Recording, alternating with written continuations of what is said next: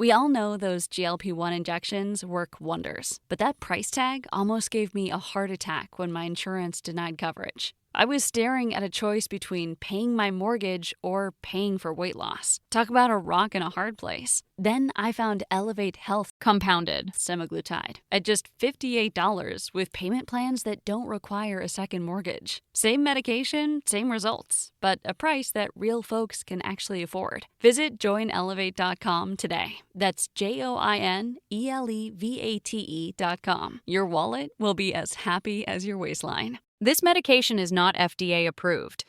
I genuinely am. They got that chicken sandwich. It's going to be delicious. It's going to be great. I'm going to look it up. I need to tell you about this new place. It's literally called like Cajun something. I got it. From fabulous Las Vegas, Nevada, this is Pod Therapy. Real people, real problems, and real therapists. You can submit your questions anonymously at podtherapy.net or email us at podtherapyguys@gmail.com. And now, broadcasting from the SJ and the Ruckus Koi Pond Studios, that's Jim, that's Whitney, I'm Nick. It's time for some Pod Therapy. It's called Captain's Seafood Boil. It's on Rainbow. No. And I don't know if they're open yet. Like Captain But D's. in the description It's it says, Captain D's. we opted for the Cajun sauce, which, wow, they have a lot of reviews. Oh, it is open. Okay, because they have 115 reviews. Wow. This does not sound like a Cajun place. This looks like Louisiana shit. Look at that. It's corn and crawdads and some kind of pot. Crawdads. Dads? You don't say Oh, crawdads. come on, Jim. Crawfathers. I don't fucking know. But it looks Louisianian to All me. right. I think it. And All right. I don't want to eat any of it, but I mean, I They don't assume want you that to you eat it. would. I'm sure you'd be Wow. very I probably would. Jokes aside, though, correct what is? assumption. Send me that. Hey, Send me the I'm going to link. need a link. Hello, everybody. Welcome back to another exciting episode of Pod Therapy. Don't forget that every episode we record a pre-show. You can hang out with the gang, get to know us better, kind of enjoy a little bit more of a casual conversation where we get real. We turn the chairs backward and the hats too, and we just rap. We talk about real life stuff. Mm-hmm. Yeah, Like hotels. like hotels and travel. Yeah. And, Okay, so we didn't get much done this week. Yeah. In any other week. You should pay us money, though. Yeah. Patreon.com/therapy. Come check it out. Join the celebration. And, of course, on Mondays, we release sporadically extra content, deep dives, research roundups. I am working on one right now that is probably going to release this week if I have the time to record it, but I have all the research done on a political extremism and assassins. And the FBI has this whole deep report that they've published that I came upon and started really like turning pages on. Is so interesting, just into the psychology of like extremists that ultimately turn to violence. Is this a new report or is this Brand the new report? Yeah, this one. No, not the one that you and I did back years ago about Okay. that was about active shooters. This one's specifically about like political extremism that turns into assassination and violence. So By Kash really Patel? fascinating stuff. Yeah. That's very relevant this week. So lots to Really? dive Why's into. that? Yeah, don't turn on the news. It's fine. The Vikings lost. You don't want to see anything. Anyway, we are excited to have you with us this week. We had some great Oh, thank you. questions for the show. Oh, you meant them. Yeah. Oh, okay. Yeah, those guys. The first question up on the docket today is medication. I was so touched. By an angel. Medication versus recovery in ADHD. Dear doctor, social worker, fitness coach, and colonel, I've been thinking I might have some adult ADHD. I've been considering talking to a doctor to see if ADHD medication might be appropriate for my situation. From listening to Jim's deep dive, I remembered that ADHD is not a chronic diagnosis and that it can go away. My question is, if someone overcomes ADHD by getting on meds, doesn't that trap them in a state of managing ADHD symptoms and close the door on recovery? How does someone with ADHD, quote, grow out of their symptoms if they're regularly being managed by medication? By the way, this thought occurred to me today after taking Sudafed for a cold and noticing that my focus was greater after taking it. Wow. You've discovered meth, my friend. I know Sudafedrin, whatever the fuck. Pseudoephedrine. That one is a stimulant. So I looked it up and it turns out that it is somewhat effective as an ADHD med. Thanks everybody. Be gay, do crimes. It's also effective if you want to stay up for 4 or 5 days. Oh, shit. Fuck, Sudafed, dude. I had a really bad like allergy spell like when my mom was visiting or whatever. And I thought about taking Sudafed, but I was like, fuck, man, if you take this, my heart wants to explode out of my chest. Really? Every time I take Sudafed. I just cannot do I it. don't know, for whatever reason, whatever medication I take, I never have any of the symptoms or the side effects that people talk about. Okay. Like Sudafed, I've never had that feeling. Whoa. You don't notice the stuff? No. Do you get medicine I don't. head when you take certain things? I mean, when you take like a Benadryl, you get tired. When I take it, that's like the only side effect that I have is when I take a Benadryl, I can't stay awake. I'm out. Yeah. I'm just done. That's a different about level. it. Huh. But like any kind of feeling high or feeling any like disassociation. Or When you take anything like NyQuil, what is that like? For Nothing. you? Dude, I have the worst fucking nightmares on NyQuil. Really? It's so bad that I won't take it. I will not take NyQuil. Fuck that noise. I would It love is to the hear worst. about your nightmares. Dude, they're so bad. What is a gym nightmare? What No, okay, would it I will be? tell you, actually. I'm It's really like glad you being asked. late to a I'll session just or talk some right out of shit. my fucking journal. My worst Let me tell you nightmare. all about it. My nightmares... It's like he gets all the way to La Jolla, but just can't get to his hotel. Or gets That a is flat tire that I exactly- didn't need to fucking That's have. exactly what it is. I have to Nick. pay money to fix it, goddammit, over and over and over again. No, my nightmares, the closest thing I could describe them as is the Disney movie Alice in Wonderland.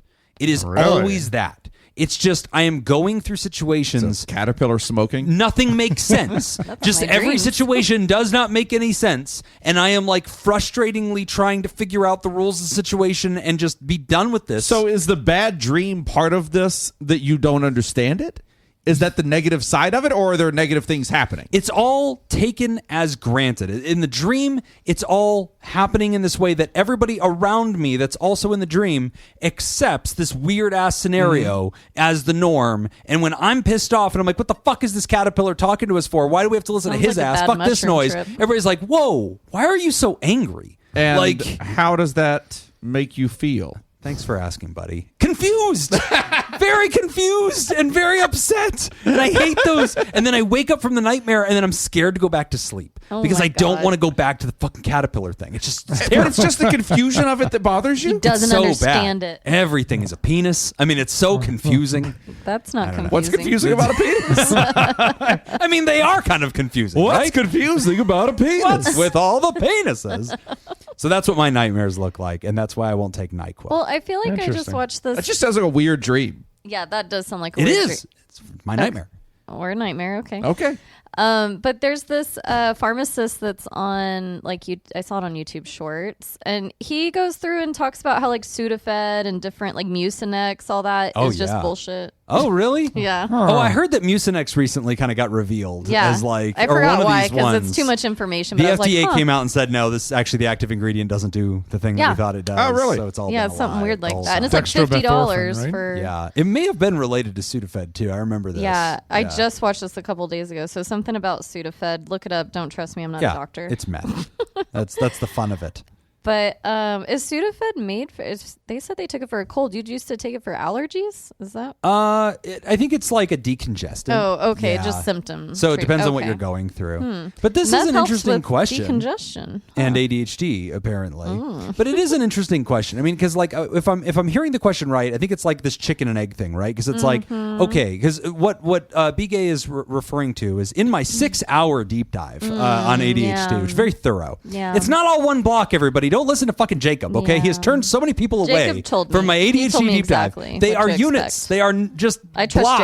Jacob. All I do is talk about how great it is that you expounded at such length Yes. and in such a dull, monotone voice. I trust Dr. Jacob. It's so good that you were so concerned about the Yeah. information that you wanted to make sure that nothing in your delivery Yeah.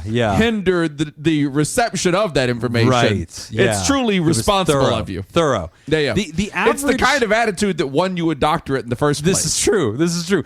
The average like extra content that I create on Patreon is almost always about an hour, sometimes 90 minutes. And so I did Occasionally 6 hours. 4 units of ADHD. They were an hour and a half each, and that added up to 6 hours. Anyway, on that talk, one of the things that we go through is like debunking myths and common misunderstandings about ADHD. And one of the things a lot of people don't know about is that we expect ADHD over time to wane. If you're diagnosed with it as a child, a high percentage of people that are diagnosed with it as a child would not meet criteria later on in life. It eventually wanes away. Now, is that because, and forgive the verbiage here, is that because we kind of just settle down as we get older? It might be development, because it could be brain development. It could just be, like you said, settling down. It could just be growing into your body and your hormones. Okay. Like I you're think constantly it's changing. learning coping skills. Could also be that. Humans Yeah. adapt, and I love my dad, but he is ADHD. And Sure. he's 75 years old, and I'm And that's- absolutely, there are people But he that talks do. he like won't really admit that. He kind of will finally accept it because I've told him enough. I'm like, dude, Right. just accept this. But he was like, I remember I had to like do things extra in college and like do all this stuff to Yeah. like get through shit that was hard. And you're like, It was that's because you, my man, are ADHD. yeah, exactly. I'm like, They still are. later. Yeah. So like what the writer's referencing here is like that's something that we talk about in that deep dive, because I think it's kind of like chilled out a little bit more now, but at the time when I recorded these, the big emphasis we were seeing in like social media culture about ADHD was that it's a type of person. It's like it is who you are to your core. And when you discover this about yourself, it's like doing a 23andMe and realizing you're like 80% Irish. And it's like, oh, now that I know this permanent reality about me, it explains why I don't tan, and like all these extra things that now that I know this, it becomes a compass for how I live my entire life. And there was way too much emphasis being put on this idea of neurodivergence and of ADHD being these permanent features, when in the research we actually see that the majority of people who would be diagnosed with ADHD in childhood will eventually grow out of it. So I think that's what Bigay is talking about, is he's saying, hey, so like on one hand, we have that scientific fact that a lot of people grow out of this. But if I'm given the medicines to cope with this over time, then it becomes this question of, is the medicine masking the symptoms so I don't notice it anymore? Or did it go away on its own? And then you have to like take away the Band-Aid to find out if the scar healed, kind of thing. And he's asking that question of like, so if you end up staying on the medicines as part of your regular functioning, how do you go about this process of like, does it heal on its own even when you're on the medicines? Like into that complexity, I guess. Yeah. And my understanding with ADHD medication, and I feel like I had a nurse practitioner express their opinions recently to me on this as well, and that was in their opinion, ADHD meds should not be taken all the time. Like you don't wake up. You don't wake up and just have to pop your ADHD meds. Right. 100% of the time, the day you're prescribed till the day you die. So take them as needed for symptom management. Kind of as needed. So like children end up taking it really often because they're in school 5 days a week. Right. And that's majority of their time. And maybe their parent wants them to take on the weekend because they're stressed the fuck out. Like, I don't know. But I think kids end up taking it more consistently because they are having to, for their lifestyle purposes, they're having to fit into that mold. Like parents have to work, you have to go to school, and we want you to have a self-esteem and not be like just torn down every day because you can't focus. Right. But it opens up a good question here, because Bigay is saying, if you're a human who has this, there's going to be a debate, or there's going to be a little bit of a push and pull inside of you. Do you take a medicine that nulls out the symptoms, or do you have to learn to manage the symptoms? And if we want you to learn to manage the symptoms, to what extent are you supposed to be using medicine? And really, I think we could macro that question out to all mental health conditions, right? Because you have anxiety, and it's like, okay, should you just be taking Xanax every time you have an anxiety attack, or should you have to learn how to like cope and recover? Well, the goal is not to. I think Become med dependent. that's part of it. Yeah, I mean, the goal is not to find a treatment that works. The goal is to get to a place in life where you're comfortable and happy. Yeah. I love that response. And so, like, whatever the treatment ends up being, if it ends up being, 60% meds and 40%, coping mechanisms, or, the vice versa, or, 90-10 or whatever it is. So? Right. Like, who cares what the treatment methodology is? If it works for you and gets you to a good headspace, then, like, cool, right? Yeah, because even Bigay says if someone overcomes ADHD by getting on meds, and I think that wording is pretty telling there. Yeah. We're not, my personal opinion is, I don't want someone to overcome ADHD. I want them to function, kind of like Jacob's saying. I want you to be happy. Overcoming implies that there is a baseline that we are all trying to achieve. Yeah. Or like a problem, like a like a problem. And so Right. Yeah. So anything that keeps you from achieving that baseline becomes a problem. And then like you're just trying to surmount that problem to get to that baseline. Right. There is no baseline. Right. We're all just trying to be happy and content. Right. Yes. Like whatever any of our issues are, like that's all we're trying to do. I mean, I don't just know. watched this again. I feel like I'm being very hippie right now. No, I love it. It's only because the headband talk. I am wearing a headband. that is true. You're not wrong about me currently wearing a headband. All right, I'm back on the YouTube shorts again. But have y'all seen that Subway guy? He Jared? like interviews Oh people my on the God, subway. you're just finding out about that? I'm no, very I have aware. for a long time. Holy shit. Wait, Yeah, he what? molested a bunch of No, kids. I was like, no, I've been watching him for a long time. He had really huge pants. It turns out he has a really cool YouTube channel. Though. He has a great, A lot of cool of insight. watches. You should on have seen his that. hot take A on the lot of Charlie Kirk views. thing. It was A lot of really views. in depth, man. No, this guy does like Subway takes, and he's No, Whitney, I don't know who you're okay. talking about. Well, if you're chronically on YouTube like I am, then there's this I didn't guy. know Subway had got a new spokesperson. Subway guy's great. They waited a tasteful amount of time. Yeah. Jared is his name. The guy's name is Jarrett. Jerry. But no, this guy sits on the subway and he interviews people about like, what's your hot take? And the other day, these two brothers were like, people are getting over therapized. Okay. And I sat with this for a minute. I was like about to be all defensive, you know. And I listened, and they ended up saying their mom, I think, is a therapist. So they're like, we love therapy, we promote therapy. But there's a point where they said they felt like their generation, and it looked like probably, you know, younger Gen Z. They're like, we are looking to therapy to fix our problems. Like, right. and I'm seeing I'm that not from saying a lot you're of my doing. peers. Yeah. Oh, yeah, I see yeah, that yeah. from a lot of my I agree. peers. I A lot agree. of headband wearing hippies. That's right. Yeah. No, right. I don't Thank you, James. disagree. Yeah. Because I feel like they only know other people their age. But I thought the same thing. I'm like, Yeah. a lot of my clients in their 30s or 40s will seek the same thing out. Like, oh, do I have this diagnosis? Is this what's like wrong Right. with me? Right. And it presumes that something is a problem instead of allowing us to Right. all be like our different weird humans. Right. But then on the other existing hand, out there. I have a friend who is she was recently she's my age and was recently diagnosed for the first time with ADHD at adult.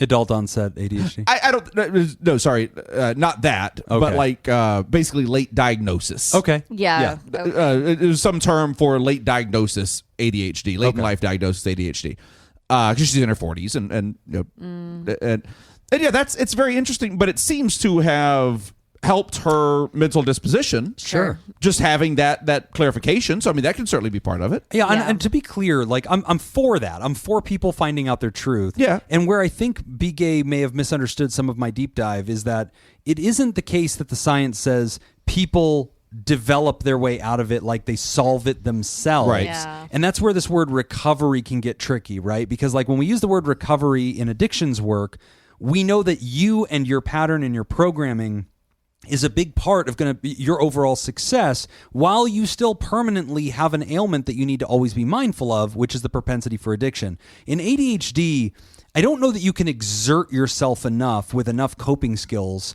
that this doesn't happen. Like ADHD is fundamentally a way your brain works and something you can learn to work with and like find success with it. Yeah. But like, I don't know that there's like, oh, this one weird trick and then you will not have ADHD anymore. You cannot like willpower your way out of it or change it. Like, whereas with anxiety issues, like I have generalized anxiety disorder, I function with it pretty well. And in that sense, I have all this recovery skill that like helps me get through the world and I don't need the medicines to survive it. And I'm good. And like most of the time I seem like a person who doesn't have it, but then like deep down, I know that I do. ADHD, I don't know, is in that same kind of ballpark. It is, we consider it a neurodevelopmental, I don't like the word illness. I mean, predisposition. And those who grow out of it. Like they develop out of it. We think that there's something happening in their neurostructure that ultimately changes and then they just don't seem to have the symptoms anymore. So but I don't know that the mentality should be that they worked their way out of it.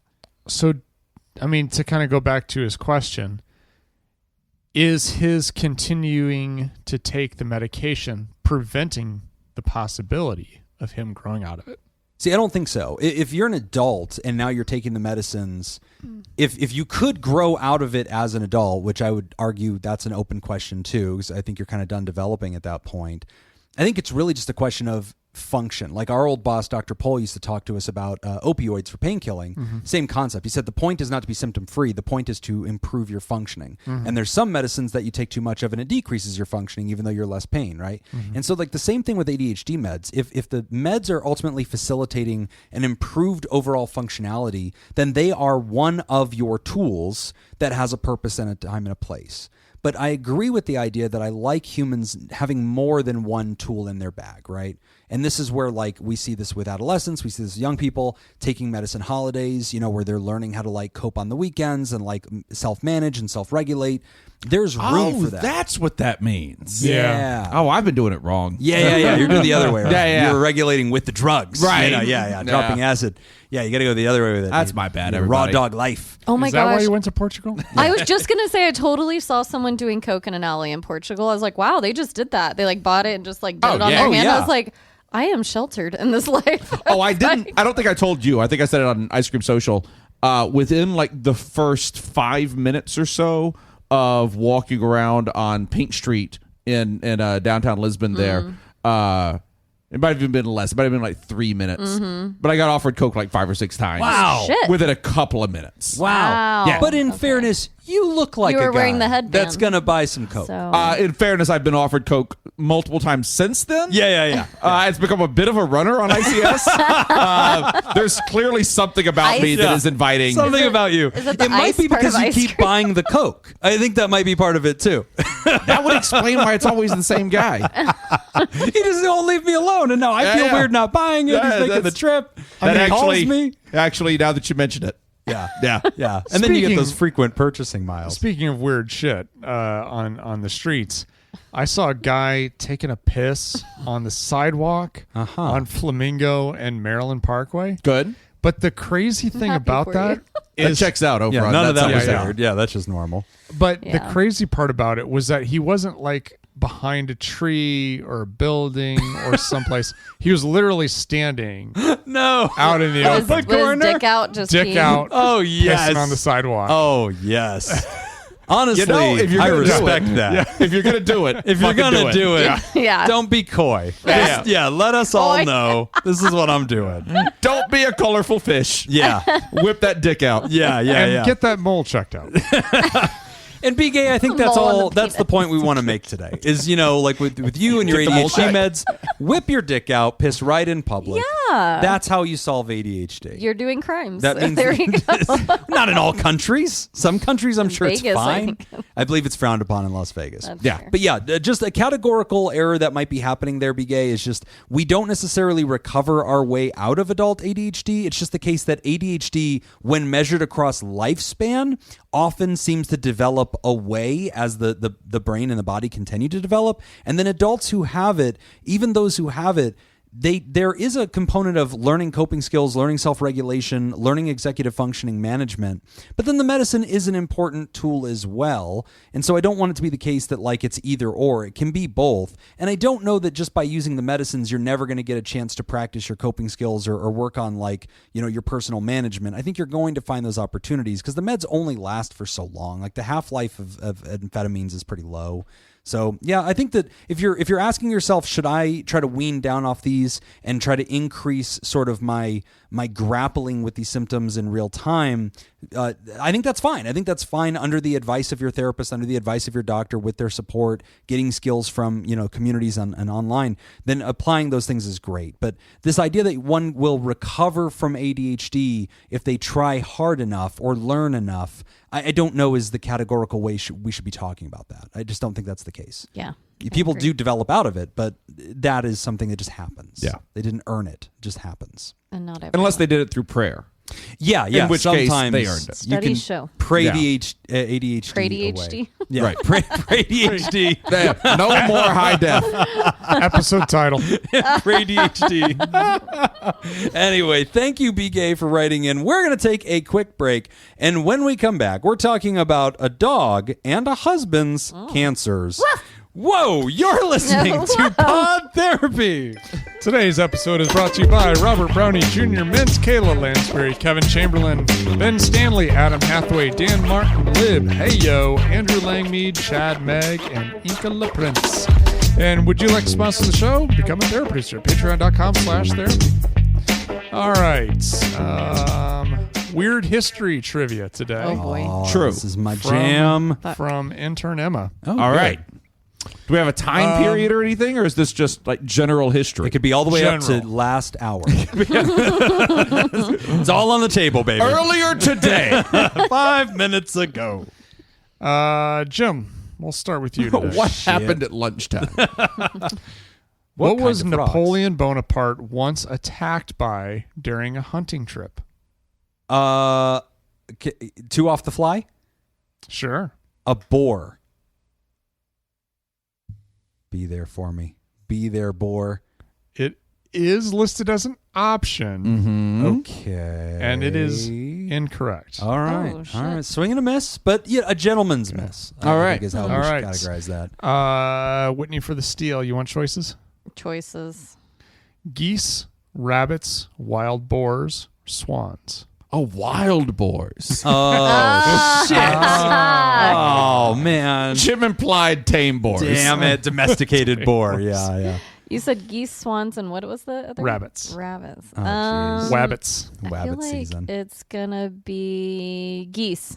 No. Damn it. Oh, I would have guessed geese as well. That What was- were the that other does two? seem like the best Swans one. and Rabbits and rabbits. swans. Oh, it's got to be Jesus. swans then. I mean, can't be rabbits. Point for Nick. Whoa, it's God rabbits. damn. Rabbits. Oh, with big, sharp, pointy Those teeth. pesky Well, you gotta rabbits, remember, their claws, for- they do this. To him, rabbits are huge. Oh, that's That's right. right. That's right. Yeah, yeah. He was. They were towering over him. Yeah, that's probably the case.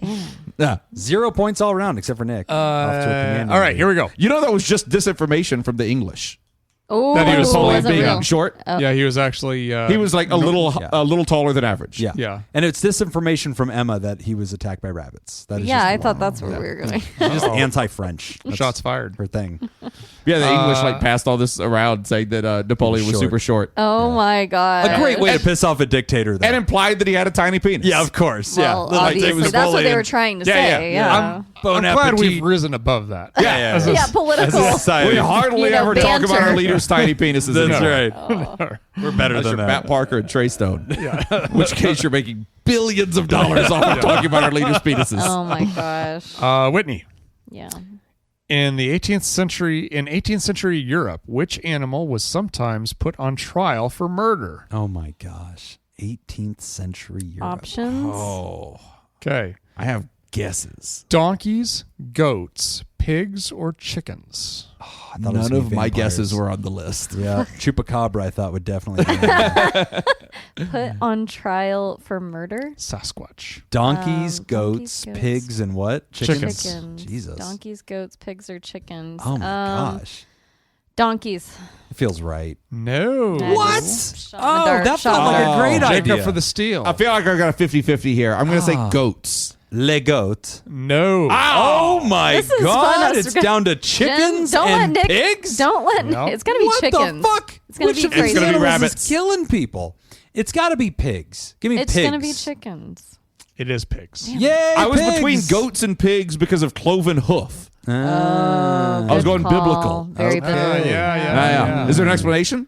Nope. Ah. All right. Thanks, Emma. We'll take your word for it. Great. Emma, feel free to include an explanation on those. Yeah. It On helps. any that you think that, or no, not any that you think we'll be interested in. That's right. On any that we will be interested Yes. in, make sure there is an explanation. Yeah. Fun On any that facts. we're not interested in, make sure there is not an explanation. It Yeah. I think I went backwards. It's your turn now, right? No, Jacob's. You went this way. Yeah. You Oh, I went Jim did. Whitney. Okay, it is Yeah, yours. yeah. Okay. All right, Jacob. In 1518, what strange event swept through Strasbourg, causing dozens of people to collapse? Oh. Let's see. In 1518, Columbus sailed the ocean blue and I caused love that people song. to collapse. In Strasbourg. Sudden onset Columbus. Yeah, sudden onset Columbus. Final answer. I guess options. The Great Sneezing Plague, Oh, that's it. the Dancing Plague, Oh, that's it. the Yawning Fever, That's it. or the Singing Madness? Go for dance. It's gotta be yawning. Dance fever. I mean, you got the St. Vitus dance. Cat scratch fever. That's not a dance. That's a fever. It's right there in the song title. Don't try and trick them. The St. Vitus dance is that's a real disease. Was there a laughing one? Sneezing. It was Yawning. a sneezing one. No, That's great right. sneezing Sneezy, play. yawning. Easy, Yeah, yawning, bashful. Doc. Let's see. I'll say how many people was it that collapsed? Didn't Did not. say. Oh, I thought you said Dozens. Nope. You said dozens. It was in. You're not What wrong, strange Jacob. event swept through Strasbourg, causing dozens of people? Thank you, Jim. And point for Jim. wow. I will help myself to your Jim's point. getting Nick. on the good side of That's everyone right. For today. believing women. Yeah, Well done, Jimothy. I'm on the right side of history. I Yes. knew it. Go back to that conference. Let's say yawning. What was that? No. Damn Oh, it. No, Shit. Jim. Damn. Oh, shit. I would have guessed yawning. Give me the dancing one, motherfucker. The dancing plague. Yes. Yes, it was. Wow. Yeah. Finally, someone's on the board. That, I just wanted it to be Besides true. Nick. Sometimes you just got to want no, something Jim with guessed all pigs, your didn't heart, he? and it will happen. Oh, That's that's right, 2 yeah. points. I'm doing Damn. very well. Jim's Hooray. killing it. Good for me. Is that all for this round? That's it. Next question. Dog and husband's cancer. Hi, all. You answered a question of mine at the start of the year, and it made me laugh so much when things were tough. So I'm hoping you can do the same again. No pressure. Unfortunately, that answer gave both my husband and my dog, cancer. A bit of background for context, and sorry if it's long. Been with my husband for a very happy 33 years. Congrats. Think he'd probably be weirdly okay to stick with me for another 33. Okay. Nearly 16 years ago, we had IVF for a much-wanted third child. I got pregnant, but lost the baby at 12 weeks, just when it was starting to become obvious I was pregnant and had gone through a lot of the most hideous parts. Yeah. To say the loss was traumatic was an understatement. Because I was early 40s and we'd spent all our money, we knew that was the end of the road regarding more children. Whilst I'd been pregnant, an acquaintance had been posting on Facebook that her dog was also going through morning sickness. I had the mad idea of getting one of the puppies once born, and my husband would have agreed to anything I asked at that point. So, from almost the moment my dog was born, she was earmarked as mine. I visited her frequently from a week old. When I finally took her home, she already felt as though she'd been my dog forever. This dog has been the most wonderful silver lining to a dark cloud for the last 15 and a half years. She's a terrier cross with so much character, energy, and zest for life. I've done so much with her at my side, from traveling and holidays to dog training classes to agility. She truly is my once-in-a-lifetime dog. In a way, I could barely be sad over what I went through, as I can't imagine a world in which she wasn't my dog. July this year, my husband started saying one of his testicles had swollen up and he'd been ignoring it. It wasn't easy to persuade him to see a doctor, but finally he did and was referred for a scan. And it was cancer. Much as we moan about the NHS in the UK, I have to say they've been amazing and very fast. It's been a whirlwind of tests, CT scans, and consultants, leading to the removal of said testicle at the start of September. We are now waiting to see if he will need any chemo. Finding out it was cancer was awful. I sobbed so many tears and was so terrified I was going to lose him. I absolutely fell to pieces over my poor adult kids, who have also had to face the illness of their father. But we've been told there's a very high survival rate and it hasn't spread from what we know. So although it's been really hard, he's recovering well from the op and things are looking tentatively brighter. Then, in the midst of all this, between his diagnosis and the operation, the vet discovered our dog had really aggressive lymphoma, which had appeared from what seemed like nowhere. It nearly killed her during the awful week she was diagnosed, whilst we were still in limbo waiting for my husband's appointment. But in the midst of that week, we made the decision to try chemo for our dog, and that's what we've done. She isn't out of the woods by any means at all, and I risk that by the time you read this, we will have had bad news. Because of her age, we've gone for a moderate protocol, which is less risk to her and has minimal side effects, but should still provide a reasonable remission. She's responding well to the chemo so far, and we are starting to see our lively, happy dog back, although it still feels like I'm on a roller coaster. Here's the issue. The whole world seems to have an opinion on us paying for chemo for a 15-year-old dog, and their opinion is most definitely not a positive one. My adult kids have been wonderful, but they grew up with this dog and have an attachment to her, and our very senior, experienced vet would not hesitate to tell us if we were putting our dog through suffering by choosing this path. That's something I check with the vet about regularly. However, I've lost count of the number of extended family and friends who have repeatedly told me to have the dog put to sleep. No one has suggested this for my husband, I notice.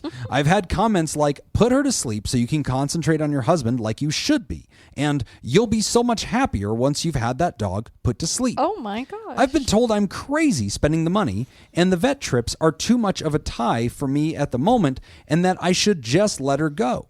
Telling people I don't want to talk about it doesn't work. Saying I'm taking the vet's advice doesn't work. People just cannot resist telling me that I'm doing the wrong thing. I'm beyond fed up with messages telling me I'm doing the wrong thing or wasting my money. But although the chemo for her isn't cheap, it's way less than half these friends and family spend on their cruises or their holidays. That's it. Or a lot of their possessions or their beauty treatments. And no one is sending them negative texts about that. I am. On top of all Yeah, this, Jacob's on it. I've been sending Jacob- your friends lots of negative He just texts. spams everybody with harassment and hopes that it lands in the He's right texting place. furiously right now. Yeah, that's right. On top of this, I'm getting a constant barrage of concerned texts and messages from seemingly the whole world asking, how is my husband? Every detail of treatment. How is he feeling? Etc., etc. For some reason, people are too scared to message him directly, as though the cancer has rendered him incapable of speaking for himself. So they all ask me. They mean well, but recently it's my dog I've been shedding the tears over because her life currently feels so much more precarious. If I mention the dog, I'm ignored at best. One of my friends the other evening asked, "And how is your husband? We're all so concerned for him." And I yelled back, "I don't fucking care. I care about my dog." I did later apologize and say it's not true that I don't care, but it wasn't my finest moment, and things have been strained since. And so I find myself in the position where I'm stuck avoiding or alienating a lot of people in my life because they think I'm a heartless bitch who doesn't give a shit about my husband and only cares about my dog. Which isn't actually true at all, and I do have a couple of wonderful friends who do get it because they've been through similar situations, but they, of course, are the minority. Husband, by the way, is 100% behind the decisions with the dog, and losing her right now wouldn't help him. I look forward to advice and testicle jokes. Many thanks, Therapod Foxy Sally. Foxy Sally. All right. I mean, Testicle Go ahead jokes. first with the first testicle joke. Go. Or we just rattle them off? Yeah, let's go. He only has one testicle. Is the loneliest ball sack That's all that I you'll got. ever Okay. do. Remember Stephen Lynch? He was a comedian and a songwriter. Yeah, the song guy, yeah. Yeah, and so he had a song about having one testicle. Did he? Yeah, and there was something. He had a line in that song, something about the insecurity he has and experiences when he's at a baseball game and he hears the umpire say "ball one." Oh.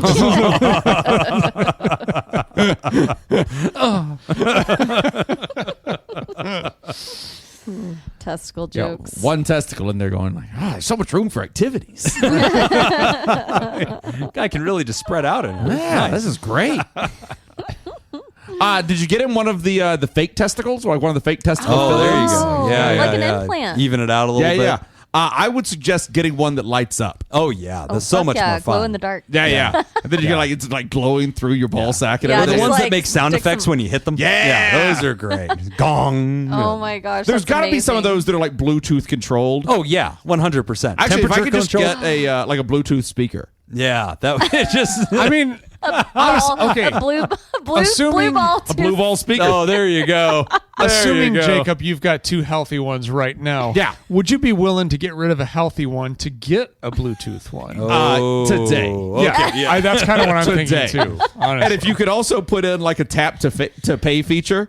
Oh, there it is. So I could pay for my Starbucks. You can Yes. teabag Oh, Starbucks. just teabag machine. You to just pay for sold my it. order. That's it. You just sold it. If, I if the just ball teabag the sack little is ball tapped to swiper. pay, oh, that's all I want. That's all. Just reaching right down Stand there, here. pulling them all up, dabbing them on the fucking That's it. Starbucks thing. Just giving it a quick little stamp. And then they rip it away, and you're like, I didn't click the tip, though. If you could, just, Yeah, I you wanna could give- slide it back over here. I'd like to give the tip. Yeah. I want to give you a little Just extra the something. The something. tip. may as well. There's no reason to have two. Yeah. Yeah. It's just Two's extra redundant. weight. That's you're right. holding. You Yeah. have to I carry mean, it's around. probably the cause of most of my back problems. Yeah, Just all that extra It's weight. true. Yeah, that's true. It's holding Oh you my back God, in fuck life. you. I mean, it's only going to speed up your swim An extra time. ounce or so. That's it. Oh, yeah. The drag on the swim time is terrible with 2. You know? Yeah, that's I'm worried about my 200 meter. Yeah, that's right. Yeah. It's for the cause. For all you know, cutting my down. left testicle is the only thing keeping me out of the Olympics. That's I can't disprove that. Yeah, exactly. So you're absolutely Exactly. But what if you change your mind and want to have kids?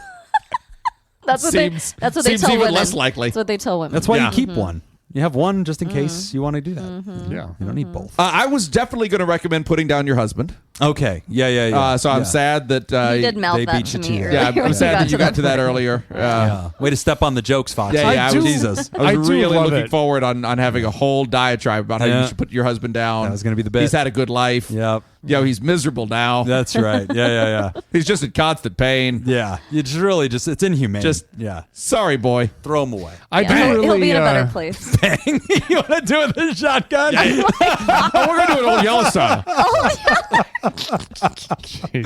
Why are we back here? What's going on back here? Why'd you just throw a stick? I don't know. Picnic. Stop foaming at the mouth. We're going to have a picnic. It's a side effect from the medicine. Bring the cannoli. That's right. Oh my gosh. I definitely love it too when you hear other people say, your life would be a lot happier if you just took my advice. Jesus, This there's is the so many same things. ballpark. By the way, I am on team don't spend lots of money on pets. But that's just how I am. That's how I was brought up, and that's how I live. My wife is not on that team, and so I spend lots of money on pets whether I want to or not. Sure. It doesn't matter what team I'm on as far as spending money on pets. Yes. But yeah, who gives half a shit how other people spend their money? Period. Yeah, that's it. Period. I buy ridiculous things all the time. You even point out, like, your friends are going on cruises and everything between telling you that you should kill your dog. And like, God damn it. So, like, that think you were Why an do you waste asshole. your time on that cruise? You've Right. been Yeah, on like, that cruise 5 other times. They think you were an Have asshole seen if the you same told them not to places? spend their money on the cruise. They're being an asshole the other way around.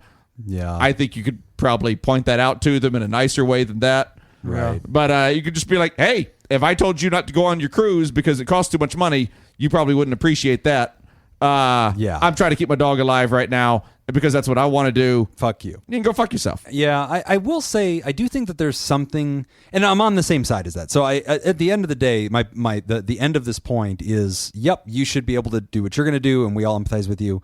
I will say that it's not uncommon when somebody is facing a really big existential scary thing to see them become preoccupied with another challenge, to go solve another problem. Another thing Right. also seems to matter a Very lot good all of a point, sudden. yeah. And I've seen this before. Like I've had a patient who was terminally ill with cancer, and her husband and her are trying to navigate this, and I worked with both of them. And then as this was going on, husband started becoming really preoccupied with a current election that was happening. This was many years ago, but was very suddenly interested in an election and what was going on with this election and how things needed to be addressed. I had another Yeah, they didn't say which patient who was terminally ill, also with cancer, and he suddenly was very, very preoccupied with college sports and a very particular college basketball team, and just very involved in this, very passionate. Like, it mattered a lot to him all of a sudden. And at the time, it's like, you're kind of missing this big, huge, glaring thing in your life, but that's a misunderstanding of how humans cope, right? Right. Because when you're staring at this black hole, that's like, oh my God, the unthinkable thing is losing the father of my children, a 3-decade partner to me. Yeah. That is ultimate terror. The easy thing is getting into Nicholls State basketball. Right. Yeah. Like, honestly, like, that's easy. It's a different problem that my brain can focus on. Yeah. That ultimately is kind of important. Shout out of course, Nicholls is State, important. by the way. Yeah. It's also a way that I'm dealing with my pain and frustrations about problem A, because we're already doing all the things we can do with problem A, right? We're solving that problem. Now I'm bringing all my energy and attention to problem B, and like, I am invested in it. And I'm not to minimize the connection that Foxy has to the dog. I think that this would have been how Foxy felt anyway, even if husband had not been ill. But I guess I'm trying to validate how common it is that when somebody's facing an unthinkable terror, that actually they they often do partition their attention into other problems and like really zoom in on those things. And to me, that's not necessarily weird, and it doesn't subtract any units of energy or mental power from problem A. It's actually really common in my experience. Yeah, I don't have any problem with this at all. Like from any viewpoint. Yeah. Like it's not what I would do, I don't think. But you'd shoot the dog. But who gives a shit? Yeah, that's the first thing you do. You shoot the dog if the dog was like just... I'd shoot the husband. Okay, so you're just rampaging at this point. Yeah. Well, I just want to live in a house by myself. Yeah, I think the point is you're all too loud. Yeah. I just want to read a goddamn Get book. off my porch or get off my You lawn. won't quit adjusting the goddamn thermostat. You are living in open defiance of my rules. I will not live like this anymore. Now quit foaming at the mouth. Honey. Bang. I warned her. I have a interesting thought. What I hear is that that Foxy is kind of overwhelmed with people asking her about husband. Right. And what I was thinking was, are people asking her about the dog too, or is she upset everyone's asking about my husband and nobody seems to care about the dog? Right. Like I'm trying to kind of Or when they do, it's only to reprimand her or to scoff. Right. Yeah. Or she's like, yeah, I'm dealing with, like husband's doing better. Our dog though is in the thick of it. And they're like, what? Like, why aren't you there for your husband? They're giving their commentary then because you brought it up because you thought they were your friends and family who would sympathize or empathize with you, and they are not on that same page. And also, like, they're not doing something bad. No. In the first place. Right. They're asking, like, they're concerned for husband. They mean well. They're just not thinking about the dog. So when you bring up the dog, they're going to be a little taken aback as well. And I kind of relate to this. Like, I think it was 2 years ago. Which is their fault, by the way. Right. That's only their fault because they're making assumptions, and then you're exposing the fact that their assumptions are incorrect. And they are acting surprised by the fact that they didn't know everything about your life. It's always interesting when somebody does tell you that a pet passed away, because the range that they could be feeling is really hard to guess at, right? Whereas if somebody says my spouse passed away, you can just put that in a box and you're like, I can guess the side of the spectrum that's on. But when somebody's like, my dog has cancer, some people are handling that really well, and they're like, yeah, it's so shitty, it's so unfortunate. I'm worried about my kids because they love this dog like a sibling, and so I'm just handling this. And I'm worried they'll catch the cancer. Right.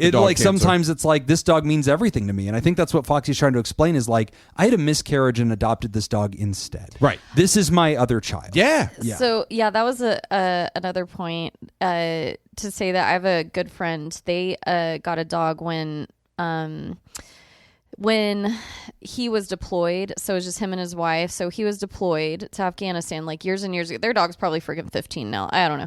So he was deployed. She was by herself. They got the dog like right before he left and came back. And that is their baby. They don't have children. Right. That is their baby. Actually, just on the way here, saw a little post they did. Like they're giving her insulin shots. I've seen them do the little the dog has, torn its ACL and it's in the water, like treadmill thingy, doing like the all rehab, kinds of stuff. Yes. yeah. But I remember years ago, we were chatting with him and we kind of just brought up in conversation, like, oh, how much would you spend on your animal? What's like your limit before you're like, and I know you realized age quickly and that was time the and all wrong that. question. Okay, we were on very different pages. Yeah. Part of that's because I have never, literally never had a dog. Sometimes I think it's because I know I would be fucking obsessed with it. Right. Like, I know it would be unhealthy, and I'd just be sad every time I left it. So I just can't go into that realm, all right? How much would you spend on Peter? What's your upper limit? We've already to discussed save this his last life? week. Okay, yeah. I'm upgrading, Jen. Yeah, that's right. All right? Nothing. I'm not sinking any more into this. Someone's got to save him, not me. So that's different. Save Again, Peter, save Peter. Somebody tried to buy the website, savepeter.com. Yeah. It turned out it was already bought, and it was used to there was two priests or something like that that were Peter. caught up in a scandal, and it was like Save Peter. And it was legitimately a GoFundMe or something to try to help these priests. And so people were like, okay, so it's pretty awful, on its face, and also fuck, the URL's taken. So this was years ago, years and years ago, and we were on the page of I mean, I'll just be transparent. We're like, I don't know, $1,000, $2,000. Like, we're not trying to break the bank. I would be tore up, upset, but it's an animal. Right, so I'm just like, I don't know. I'm just in that category. But they were like $20K. Right. And that was years ago. I don't want to know what it would have. I think it'd be more. Or it is more. Or it has because been more. It's like inflation. A child like, I don't know. It's their it's like, child. I don't know. There's not a number for this. But you bring up a very important point. When did this animal become part of your family, and what purpose was it serving? It was your emotional support animal. Yeah. Like, or another child to you, because you lost a child and adopted this puppy immediately. Mm-hmm. So there is one thing I thought of when I can't help but hear fatigue on people asking about your husband. They're talking to you instead of him. And a friend of mine got breast cancer years ago. She was only 30. And How is she? She's good. She's still here. Good. Yeah. Good. She recovered. But she had breast cancer, and at the time, instead of people feeling like they had to reach out and there's tons of updates, she just created a little blog website. I think it might have even been kind of like for a people newsletter. with cancer. Yes, but it was great because like, here's my link. I'm going to update it when I have updates, like whatever that is. Yeah. And I loved that because I would just go periodically check. I'm like, oh, I wonder how she's doing. Let me go see. Yeah. And so then nobody's like bombarding her. I mean, she flew to Houston and did treatments in Houston. Like she was gone. So, and she's from Vegas. So I was just like that. She was doing it, but you want to know what's happening. You don't want to bother them, or people are bothering you. And my kind of advice, it might be too late, y'all are in the thick of it now, but I would say start a little blog for your dog and for your husband. Yeah. Just say, these are my updates on what's These going are the on in family my life. updates. Family That's a neat idea. updates, Yep. right? Tab for husband, tab for dog, tab for kids, whatever you want. Like family updates. Feel free to call me to visit. Feel free to check the website for updates. Part of me feels like if it's just out there, it's less opportunity for people to comment back and say, what? Why are you wasting? Like, they might think that still, but they aren't telling you it and just berating you with it. Like, in front of other people. Right. Because if it's social media, then other people can read that too. Well, yeah, they're not going to do it there. It's like, oh, now I'm the shithead being like, just kill your dog. Like, just type that out with your name attached. Good luck. But I don't know. That was something I thought could be helpful, or for anyone else listening, because nobody is used to navigating. That's not something we're used to navigating, like a spouse getting We've cancer, done a dog getting cancer. Like a spokesperson type thing before as well. I like the blog better though. But we've done like a call this person, or this person is going to disseminate updates on so and so. Like that's the info person. And it's always like a family friend or something like that. Yeah. But I'm sorry, that is so emotionally taxing for someone to go through, and both at the same time. And Good just, Lord. I swear, life's sometimes it just hits you with a lot. Or the dog ate the cancer-riddled testicle. Oh. And that's where the dog cancer came from. I think that's how that works. And also that's why you saved them. Kind of like... that's right. They did the Lord's work. That's right. I Saving him. assume after they took the testicle out, you brought it home. Yeah. And then the It's in a dog jar. ate the testicle. I just I'm assuming that's assumed what's happening. It's If a that's not what happened... It's a communicable You disease. fed the dog the Alpo, right? Not that can. You've... Oh, no! Oh. That was my testicle. Coming to ABC on Friday nights. Yeah. I just imagine it was something kind of like the dog took it on kind of like, in the Green Mile. Like you just kind of... There you go. I'm tired, I'm real tired, boss. So you famously have puppies. Famously. And they are getting up there. I in was years. wondering, what would Nick do And in like this obviously my situation? dog died a couple years ago, and I was devastated. And it was really hard because like when you tell people like my dog died, like I was saying earlier, they don't know how to react to you. And for me, the dog very much felt a lot more like a child than a pet. Right after Jim's dog died, we recorded a show. Oh my God, I just remember. And it was on a day that UNLV and the Raiders had both lost in the same weekend. And Jim comes into the studio wearing a UNLV jersey over a Raiders jersey over a shirt with a picture of his dog on it. I was like, you just got 3 loser shirts All on the there. bad things are happening, buddy. All at once. They But happen it's in tough because threes. people don't know how to respond to you, because it's like, again, you're trying to gauge what that person's reality is. And it's tough because, and I feel for Foxy, because I would struggle when this happened to me.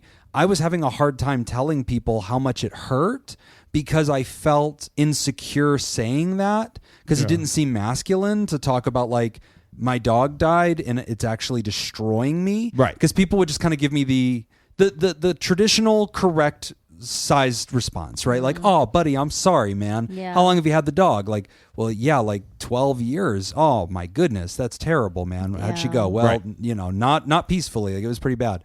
Oh, geez, is your family okay? How are the kids taking it? Not great. Oh, geez, hang in there, buddy. And like, they're not doing anything wrong, but like, I wouldn't necessarily feel comfortable when people say, how are you? Telling them the truth. And I really admire Foxy because Foxy's being brave enough to say, I'm not okay. And I think that startles people because they're like, because of the dog thing? What about your husband? And it's like, all she's doing is just it's like, wearing her motherfucker, truth. I'm not okay about that either. Sure, but like, I'm being and real. go fuck yourself. It hurts. It really hurts. It's hard to explain to people. Whenever my dog died, I was so grateful for our Discord community. They were so kind. They wrote me this big, huge card.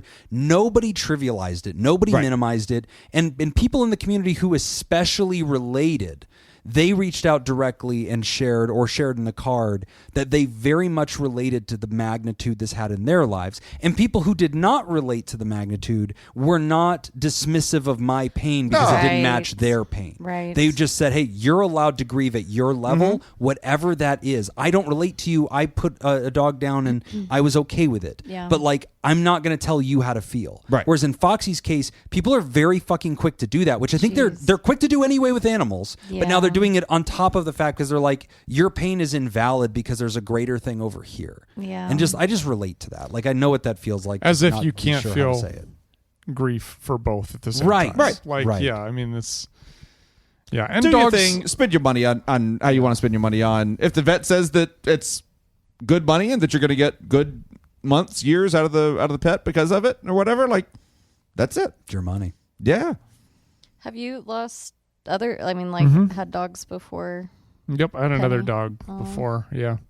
And yeah, it's tough because they don't all, dogs don't mean the same thing to everybody. Like, I mean, if you're a dog person, then another person has a dog, like, okay, yeah, I get that. But then there's also your individual relationship with that animal. I agree. I hear too many people with kids say like, oh, I don't like other people's kids. I like my kids. Like, I'm obsessed with them. Like, I don't know. Not that they don't like kids, but it's like, I feel like it's the same Jared vibe. likes everybody's kids. And like, that's true. Yeah, we proved that. Like the other dog He can that fit them all died, in his pants. Oh, God. The other dog that died, I kind of inherited. Oh, okay. After and so it died? like, yeah. The taxidermist called, said, here you go. So like, but it was still really difficult because, I was around that dog. I had that dog for like 9 years. Oh, wow. So it was. Oh, that's still, a long inheriting. Yeah. And so then, but like my two dogs, that's going to be really difficult because they were in my life during a really difficult part of my life. So like I got Getting your engaged to emotional Laura. support. Yeah. when I got divorced, like that's the only thing I wanted. Yeah. Like, I don't want the house. I don't want anything. I want the dogs. And so I got the dogs, and they were kind of my support In hindsight, system. do you wish you had gotten some of those other things too? I wish I'd have taken the house. The equity in the dogs, not as Really- strong as I thought. Yeah, really wish a I'd buyer's held on. Dogs are more right now. expensive than the house. Yeah. But yeah, I mean, that was like, it helped me get through it. So like when they pass, that's going to be very difficult. That's so true. Yeah. Yeah, and it won't matter if there's other things going on that are also terrible. It's like, hey, Yeah. there's, There can be fresh horrors every Yeah. single day. Like, Yeah. it doesn't have to be this. I can only go through so much. Like, nope, each thing can be horrible objectively on its own. And I think we're all validating. And I think the thing is, like, it's kind of the sticker shock, or not sticker shock, but the shock that people are experiencing because they're like, oh my God, her husband is going through this. Let me ask her. And she says something about the dog. It's like, well, okay, husband's doing good. Right. This is the new thing now. Right. The other thing's not bad. I mean, it's not going away. We're still Right. dealing with that. They don't understand the full perspective, like Yeah. when you got the dog, when Right. what your attachment looks like. It's not just a dog. It's like, Yeah. I mean, so I guess, maybe a different strategy is instead of, talking about the dog, find something else that's even more trivial. Plants. Okay. Yeah. my plant died. I can't seem I to have a keep this plant that plant died. alive. It's not even dead. It's just not doing well. My rose Yeah, yeah, bush yeah. is not blooming. It seems a little. I don't know. It doesn't seem unhealthy, but it's not really doing what I want it to do. We either. paid a lot of money to get that plant better. How's your husband doing? Who? Oh, him? Husband? Hopefully, if he hopes to continue doing well, he's hopefully working on that fucking rose bush. He better get his ass out Well, there. he sure as shit isn't out there helping, I'll tell you that. right Finally, now. someone who understands my perspective. My lemon tree, only 6 lemons. The entire tree, only 6 lemons. I can't believe it. Fucking live like this. Anyway, Fox. Put him down. I really do The hope lemon that tree. everybody in your life regains their health and that all these procedures ultimately come out successful. Of course, we are glad to hear that so far, knock on wood, so far so good for both your dog and your husband, and that ultimately everybody you love is improving. And I hope that it stays that way. I really hope that news does not change. But yeah, just know that everybody on this side of the mic relates to you. We support you. I think we're all just on the same side. I like that you're being gracious with your friends. You're not seeing them as villains. You're seeing them as incapable of grasping how your heart can be destroyed by 2 different things. Right. And those things may not be perfectly equal, but you're asking the wrong question. It's not about equal. It's about damage. It's just about I am wounded. That's it. Like if I got shot by a shotgun on my left side and a pistol on my right, they both kind of fucking hurt. And if it's like, oh, but you got shot by a shotgun, right? Like that's the harder one. It's like, no, they're just gaping fucking wounds in my chest. Like it's just kind of a problem no matter which side. I don't know. A it's on. second ago it was on your sides, and now it's on your chest. And let's switching around. You're mixing the Side of the metaphors here, chest. Jimmy. What's it going to be? Side of the ankle? You can't do that. It's just don't know. silly. It's just silly. It's your example. Anyway, Foxy, thank you for all your support of the show, and thank you for writing in, and good luck with this. I hope to only hear good updates in the future. We are going to take a quick break, and when we come back, we are talking about chronic pain. You're listening to Pod Therapy. Well, goodbye, everybody. Today's episode is brought to you by Robert Brownie Jr. Mintz, Kayla Lansbury, Kevin Chamberlain, Ben Stanley, Adam Hathaway, Dan Martin, Lib, Heyo, Andrew Langmead, Chad Mag, and Inka LaPrince. Would you like to sponsor the show? Become a therapist at patreon.com/therapy. Where we last left our heroes, I'm in the lead with a And- commanding 2 points.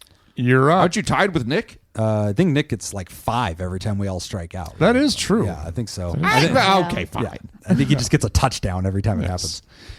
Jim, which U.S. president kept a pet alligator in the White House? Oh my God! What? President Irwin. Steve Irwin.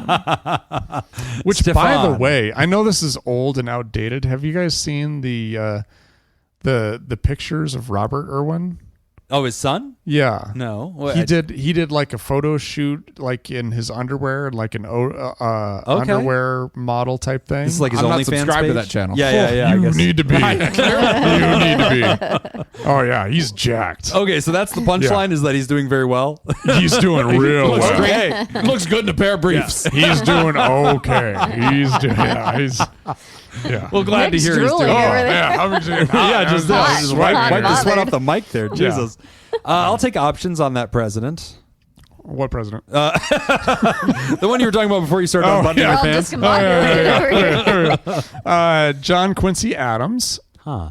Teddy Roosevelt, That feels Andrew right. Jackson, or Calvin Coolidge. So the 2 that I was gonna guess are Teddy Roosevelt, who is such an outdoors guy, interesting guy. I could see him doing it, and He then would keep Andrew the Jackson alligator because he's next a to the bear. psychopath. Yeah, the bear thing was Teddy, right? Yeah. Okay, and then Andrew because he's nuts. The teddy bear. and Andrew's also from the South, so I feel like I could see a world. I like in how which, Jim and Andrew Jackson are on a first name basis. Yeah. Andy, Old you know, Drewski. we go by that.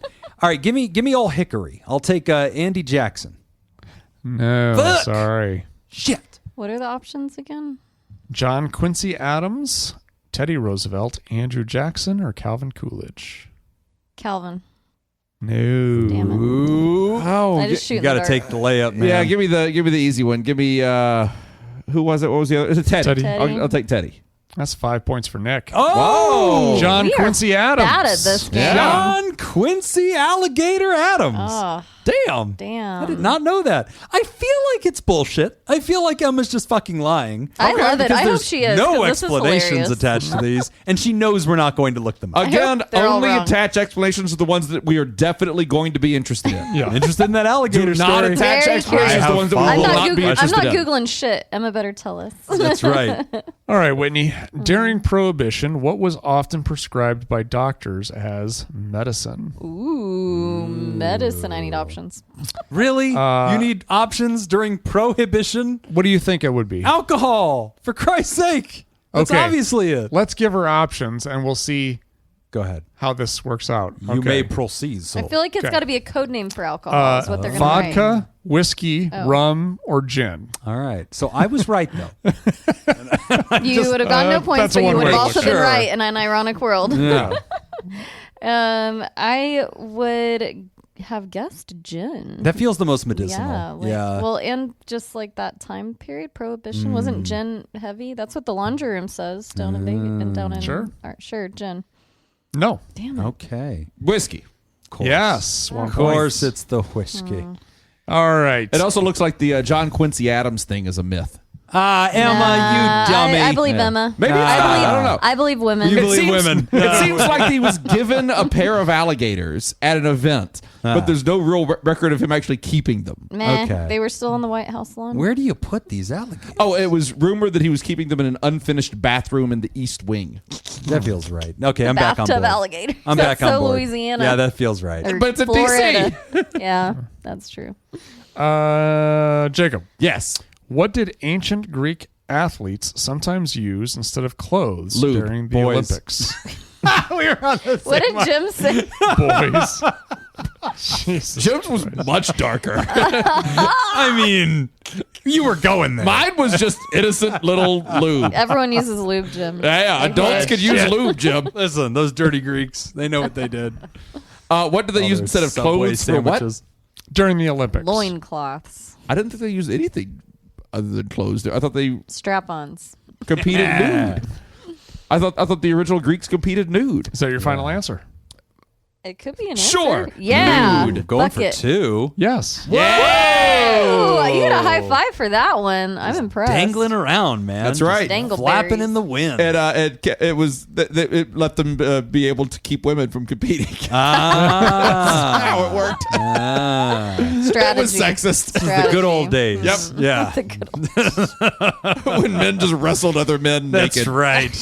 Greco-Roman. You know, For I said stuff. that as though it were a condemnation. As it came out of my mouth, though, I realized it sounded nice. Yeah. It's all fun.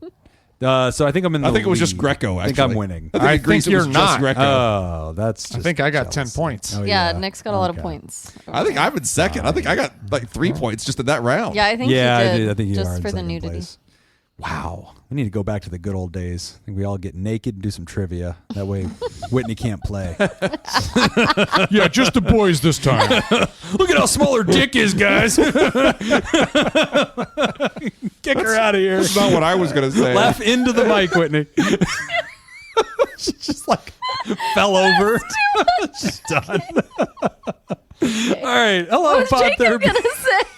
I don't want to know. I don't want to know. We'll say it. It's fine. Hello, Pod Therapy crew. I was going to compliment your penis. Thank you. I've been waiting on that all night. No one said I'm going to be honest, anything. it's bigger than I expect. You know what? Thank you. Thank you. The pump is working. The pump is working. The Swedish penis pump. This is my bag, baby. Hey, Pod Therapy crew. I'm reaching out about my mother-in-law. She's in her late 60s, very tall, and has dealt with hip and chronic pain for years. She's had multiple surgeries, ligament repair, hip replacement, vascular surgery, back injections, each helping briefly, but the pain always returns. Doctors now can't find any physical explanation. On top of that, she spent nearly her entire life prioritizing thinness and appearance over health. Despite having basically unlimited resources, her diet is poor, mostly just processed food, no fruits and veggies, etc. She avoids preventative care, she vapes, drinks Diet Coke constantly, and spends nearly all day watching the news. What used to be quirky sass has turned into overwhelming negativity, and her world has shrunk to almost nothing. We planned a Disney cruise with both sets of parents to make memories, went all out on rooms and private cabanas, and my in-laws never engaged in the planning. Now, only weeks before the trip, she began railing against the whole idea, saying she hates Disney, doesn't want to be around kids, and refuses to participate. A few days ago, my father-in-law confided that she may need a wheelchair just to get around and that it feels like she's given up. My husband wonders if this could be depression or BPD, showing up as chronic pain. especially since her own mother likely had untreated depression and alcoholism. However, she refuses to even acknowledge that mental health is a thing, which is slightly comical since I, her daughter-in-law, am a therapist and counselor educator Can relate. in training. Happy face. The situation has escalated further. Yesterday, the morning before leaving, we received a tearful call from my father-in-law that he cannot even get out of bed to go to the bathroom. It's the end, and my husband needed to come say goodbye alone before leaving on the cruise, which they were unable to attend. We moved flights around and made it happen where he flew into the airport by them before renting a car and driving across the state to join me and my parents near the port where we leave tomorrow morning. He informed us that now she suddenly believes she's dying of cancer. No, she cannot say which cancer she has or where it is. Despite having no symptoms... Well, pause for a second. Yeah, I see where He you're at. couldn't get out of bed, or he couldn't get her out of bed? I think she can't get out of bed. Okay. I think I think that's so. a typo. I think so. I think the message was, we're not going to be able to make it. Yes. She can't get out of bed. Could you come over and say goodbye? Yes. Not goodbye, she's dying, though. Oh, I thought it was goodbye. She was dying. Yeah, Yeah, that was the vibe of the message. My hypothesis is that's not what they were saying. I don't think they would go to a cruise directly after that. You think he would drive Right. across state to tell her goodbye before he left on a cruise, though? Let's keep reading. Okay. Let's figure out where this No, goes. no. We've got enough information. Let's just go with what we got. All right. I was just asking about the one typo. He informed us that now she suddenly believes she's dying of cancer. No, she cannot say which cancer she has or where it is, despite having no symptoms, no tests, and refusing to seek any evaluation. When questioned, she just knows, and there is nothing anyone can do. My father-in-law wants to take her to the Believe Mayo women. Clinic and run Thank you. every test they possibly can. She adamantly opposes and believes there is no point. She's near death, etc. And she is also refusing to eat. My poor father-in-law is beside himself. So here's our question.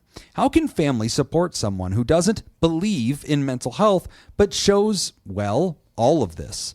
Plus, refuses to try new treatments or even get checked for conditions she insists she has and has essentially given up.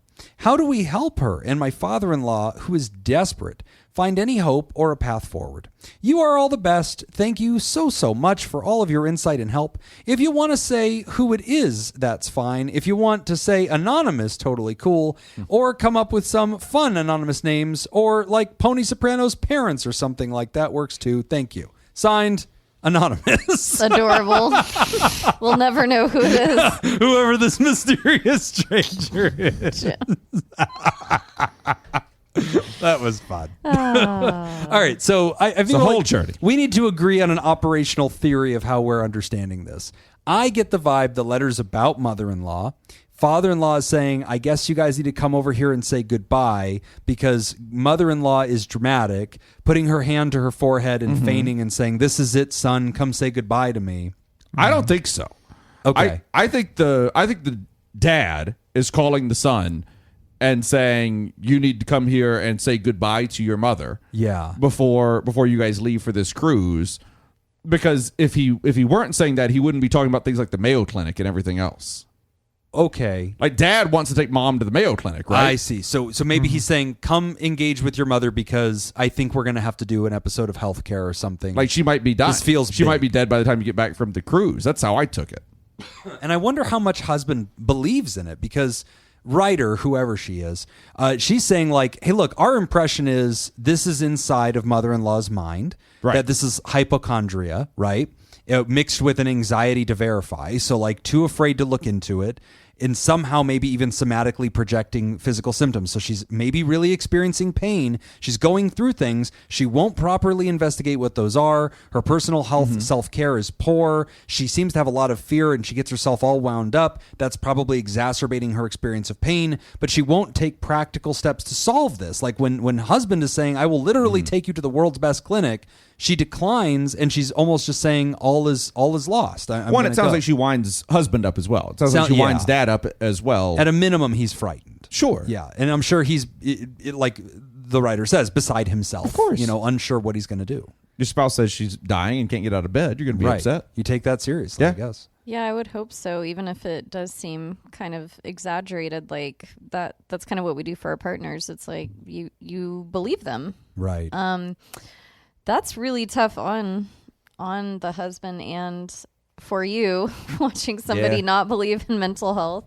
Yeah, very relatable. I feel like it's do your parents, are they like, would they go to a therapist? Both have been. Jeez. I thought about this the other day. I'm like, it'd be weird if my parents were like, I'm going to therapy. Be like, oh my God, what? Like, Okay. Neither of them never even mentioned therapy. Really? Karen wouldn't see a therapist. I know. We see her all the time. That's so weird. Socially. So, I don't know. My strategy here would be like, instead of trying to fight it or argue, or not argue, but, push back. Right. Debate the facts. Debate. Yeah, I like that word better. Instead of trying to debate the facts, maybe just kind of go into like, all right, she's saying these things. Let's take her at face value. Not that you have to believe it per se, but take it at face value. You don't want to come on the cruise. You don't want to do these things. Okay. You let us know what you need from us. Right. Like, I wonder what she'd say. Yeah, it's a don't tough know. situation. I mean, it's really... With borderline. Ooh. Yeah, it's hard to be in that situation with somebody that, like, they're convinced that they're dying. And when you ask, like, okay, so what are you experiencing? What tells you that? I just And they're know. just I like, just I just know. Oh, God, But also, that's so it's the frustrating. day that you're supposed to leave for a cruise that you I announced a couple of weeks know. ago that you were against. And they were going to go on the cruise with Yeah, them, they right? were Right. And going. then they backed Yeah, they out. canceled. Which Yeah. means that they're out the cash. Like the writer was I know. nice and didn't just say like we're all out this cash too. But Yeah. I bet they are. Yeah. I don't know. I feel like she's going through something. I do think you're onto something with the like irritability and all that Yeah. coming with like being tied to depression and something. The mental health going on conditions there. exacerbate this. Yeah. I had a patient in the past who had a situation kind of similar to this, where her mother was diagnosed with cancer, and so that was known. This had been revealed, and when patient went to mom and said, "So, mom, we need to address this. We need to deal with this. We need you to get tested. We need to understand all this stuff. We need to understand what to do." Mother said, "I choose not to. I am going to die. I've accepted this. I'm too frightened to look into this. And so I'm just going to live my life without looking at it. And then one day I will pass away from this." Because all they knew is that, yes, you have cancer, no clue as to how severe and how far along. Oh my God. And so the patient and her siblings were all trying to say, "Mom, please, look into this." Mom would not do it. So the way that we ultimately helped in this case was sitting down with patient, and I kind of taught the patient motivational interviewing techniques. And motivational interviewing as a theory is something that was designed for addictions treatment to roll with resistance. When you're dealing with somebody that you need them to take action, but they're unwilling to take this action, even though that is in their best interest, and they're doing all kinds of mental gymnastics to driving you avoid crazy. this and pointing in all the wrong directions. Motivational interviewing is this whole theory set and this language model for how you can slowly direct somebody toward good choices. And in this case, the patient kind of trained in this for a little while, sat down with siblings, they all kind of collaborated, and they went over the playbook together. And ultimately, they were successful. They sat down with mom and said, "Look, we respect your right to not look into this. But mom, if you do not learn what kind of cancer this is and how far along it is, you're dooming us to never have that information. And this could be genetic. Yeah. Don't you want us to know what is killing our mother so that we can save ourselves?" And that ended the argument. Mom was like, "Oh, well, fuck. Checkmate. Yep, let's go." And so immediately did all the correct tests, got it all figured out, and then through that, discovered what treatments were available and started getting it treated, and ultimately had a great deal of success with that. So like in these kinds of scenarios, sometimes it's really hard because you want to argue factually or you want to have a conversation about Like what you ought to logically. do, right? And say, look, this doesn't make sense. Here's why A doesn't equal B. But like sometimes you just have to meet them emotionally where they're at. Right. Because the emotional fusion with the physical pain or the physical symptoms, you're right, anonymous writer who is possibly a therapist and a horse owner. These things cannot be separated, right? The Venn diagram is a circle. But because you are a therapist, then I would tell you, then you have to use your therapeutic toolkit. things like motivational interviewing. Treat this like a human who's in a pre-contemplation stage or a contemplation stage of change that is only vaguely aware that there are problems in the first place, and trying to get them to nudge over to the next stage of change. And that might be borrowing from motivational interviewing techniques, but especially with this idea of cancer. If mom says, I know I have cancer, I just know it, I'm going to die, but I don't want to look into it, I could see your husband going to mom and pulling the exact same play I did. Yeah. And saying, look, mom, I believe you. You're probably right. You know your own body. You've gone through so much mysterious pain and mysterious stuff. But mom, if you don't figure out what it is, I may get hit by the same bullet. I need you to help me so that I don't get this. And a lot of mothers are like, fuck, okay. Like, yeah, I guess now I'll do it. You know, do your own work. Protect you. Do your own research. That's right. I'm not going for you. You figure it out. So that would be my best advice in this situation. I either need you to go to the doctor, Mom, or I'm taking your blood to the doctor. That's right. One way or another, your blood is leaving here and going to the doctor. Tests will be whether you're with it or not is up to you. I hope it's a vial and not a pint, but I'm willing to take whatever comes out of you. like a milk jug if needed. I definitely like the concept of being able to roll with the resistance, because that's kind of your only option at this point. Like you can't force somebody to do something that they don't want to do. You just kind of have to be able to go along with that. And that's, I think, the really frustrating part, especially for someone that you care about. They're like, okay, I don't think that you are dying. I don't believe that's to be the case. But also it bothers me that you are okay with it. Right. I think that's the thing that's difficult for a family member to hear. Right. Is just the indifference. And mom is definitely suffering. That is literally what I was about to go to next. I kind of went back to that first paragraph. I'm like, damn, mom she's been through it. She's had all those surgeries. She has chronic pain that has no explanation.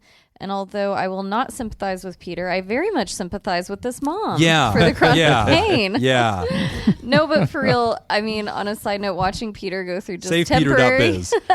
It is hard to watch when you're like, oh my God, there's just pain all the time. Constant. Like pain that keeps you from sleeping, that keeps you from right. I would be a miserable bitch if I had been through surgeries. More so. Yeah, more than I am now. Yeah. Way more than I am to Jim. I wouldn't say that Whitney's miserable. Yeah.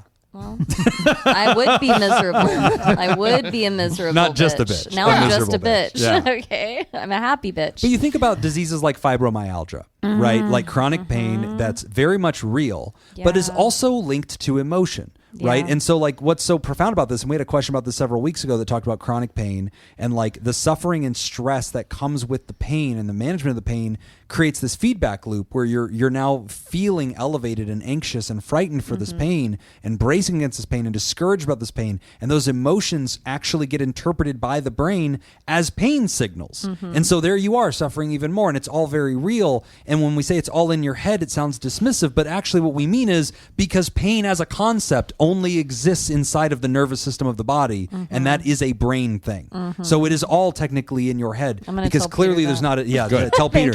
Thank you, Jim. Really, it's all in your head. The nerve pinched in your spine is all in your head. Jim said so, and he's a colonel. He's on my side now. That's right. All my friends think you're dumb. SavePeter.biz. So yeah, but no, I think that this is very relevant in that case because, you know, the mother is probably going through something very similar. And there is, I think, a healthcare fatigue at some point where mom has clearly gone through so many tests, so many procedures. And when you're like, Mom, you got to go to the Mayo Clinic. Mom, you got to figure this out. And she's like, I'm tired. I just want to, I'm going to die. Yeah. And like something cathartic about that. I just don't want to giving live up, like this. saying my goodbyes. I don't have to keep working at this. I don't have to keep fighting this. Throwing myself into the despair. And maybe giving it like names like cancer or whatever she wants to give to it feels validating to her. Yeah. Honestly, even if she's making that up, she's just saying that so you will take her seriously and just leave her alone, I bet. Yeah. Because if you say, well, what's causing her suffering? I don't fucking know. So let's call the mystery thing cancer. Well, what kind of cancer? I don't need to tell you. I know something's wrong. Yeah. I am in chronic pain, and it sounds like what people with cancer live with. Yeah. So like I empathize with her on that point. And it is tough, right? Because like you put on the therapist hat for a second, and if you had if this mother-in-law was your patient, we would have an ethical obligation to respect her autonomy. Yeah. Right? And her medical autonomy may be, I choose not to pursue treatments. I choose not to pursue these angles.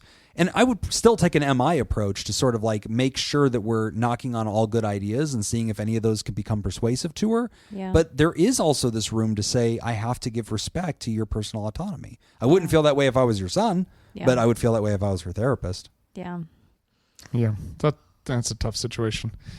I don't know. I always look at, again, kind of going back to the, I guess the analogy or the explanation of physical pain and emotional pain. I always imagine it kind of like a baseball inside of a basketball. Yes, Nick analogy. Yes. Yeah. Love so these. much better than gym analogies. I'm so surprised there's not a golf ball. No, We haven't gotten to that small of a ball yet. Oh, okay. Yeah. Be My patient. bad. It was No, removed. it's the baseball is kind of the physical pain and the basketball is the emotional pain. So it's like, And the golf ball By- is the soul. Oh, there yeah. it is. No, It the lives golf in the ball's just a pancreas. golf ball. It's just in there. Why is it here? Don't worry about it. Oh, It's okay. fine. It's a Titleist. It's not part of the story. Yeah. It's but always the Hey, mind if I play through? Yeah. Oh, it's this guy's golf ball. being able to deal with the emotional pain doesn't mean that the physical pain goes away. It just means that it's a whole lot more manageable when you've eliminated half of that equation. Yeah. Yeah, I like that. And if a person is unwilling to get care and this is part of their experience, unfortunately, I mean, I don't like a person putting themselves into hospice, not eating. At that point, we're having a conversation about, does this need to be a legal 2000? Yeah. Right? Because if I have no evidence that you're dying of an actual physical disease and what appears to be mental, emotional, behavioral functions are what is now causing you actual medical problems. If you're starving yourself to you're death. not eating, Yeah. right? Your lack of care. At that point, I'm calling a 911 at some point. If this goes on for too long and if father-in-law cannot persuade mother to eat, not go to care, then at some point I'm taking this decision out of her hands, right? And we're going to meet as a family. We're going to talk about this. And we're Are going you going to to talk Dad. to mom before that happens? I think we're going to have an honest You're sit down. going to have a conversation with Yeah. mom and say like, "Hey, we Yeah. don't know what to do here. Yeah. we want to help with this." But you're going to have a serious conversation about that with mom. Right. Observing you kill yourself slowly is not an option. Right. We can't do that. We're not the able to do options that. are you're going to have to make some amount of behavior change, which can look like pursuing care or it can look like self-care, or we're going to go ahead and admit you psychiatrically. Right.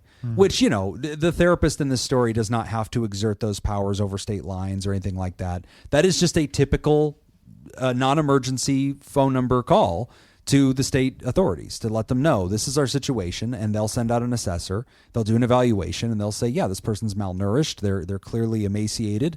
I'm hearing the reports of all their loved ones, and they're telling me they're suffering.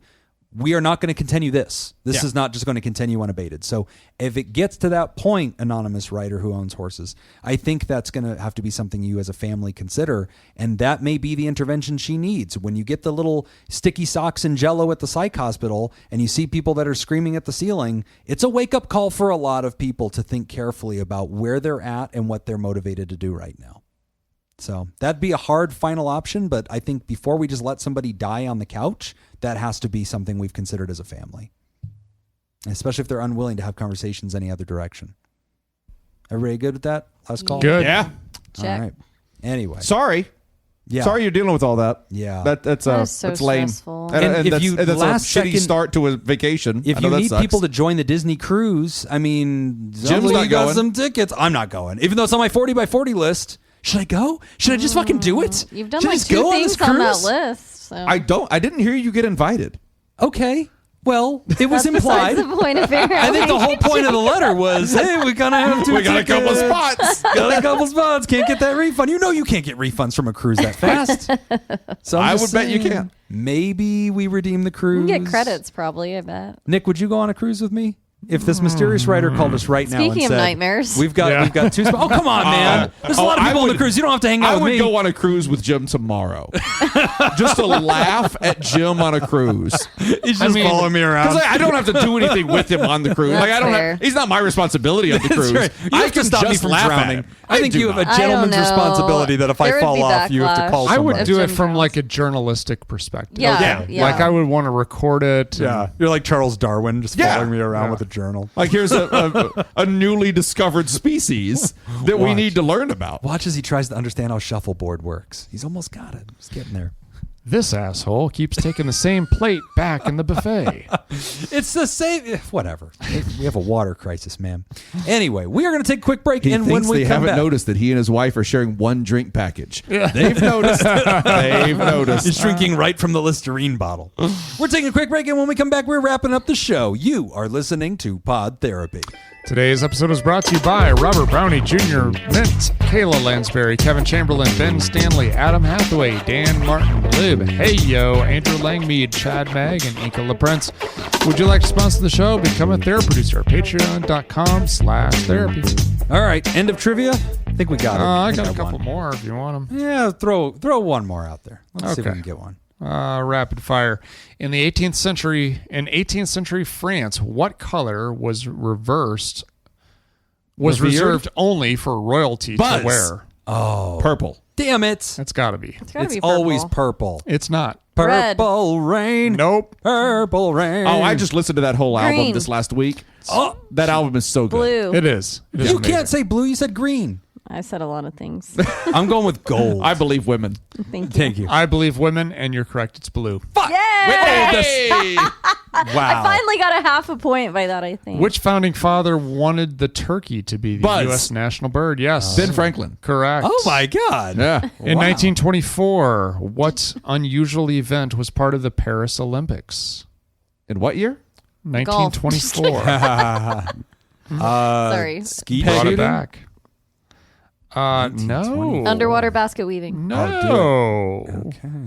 Bird shooting. Here are your options: competitive painting, cheese rolling, horseback cheese soccer, rolling. or egg juggling. Egg juggling. Please be egg Cheese juggling. roll. I'm going to go with the horseback soccer because it sounds way too close to an actual sport. 5 points for Nick. It was God competitive painting. We are Wow. so bad at these. That is a very French Olympics kind of thing. Yeah, I just okay. feel like I don't know why they I would do didn't that guess just so painting. they could tell everybody how bad their art is. That is 100% My amazing. painting has won.